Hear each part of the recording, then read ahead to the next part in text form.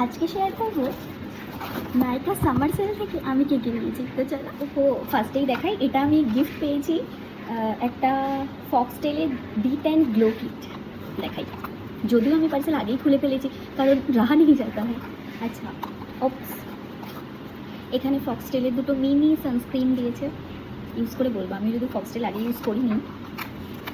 আচ্ছা, নেক্সট দিয়েছি ফক্সটেলেরই এই পার্পল স্কিন রেডিয়েন্স এই মাস্কটা। এটারও এত রিভিউ দেখেছি আর যেহেতু ভীষণ গরম পড়েছে আর রোজ বাইরে যেতে হয়, ভীষণ ট্যানও পড়ছে, তাই ভাবলাম এটা একটা ইউজ করে দেখাই যাক। তো চলো, যারা যারা ইউজ করেছে অবশ্যই বলো এটা কেমন, আমিও তো এটা এত রিভিউ দেখে নিয়ে ফেললাম। তো এটা ওই যে গরমের জন্যই এই বেজলিনের এই সানস প্রোটেক্ট SPF 30 আছে, এটা এই বডি লোশনটা।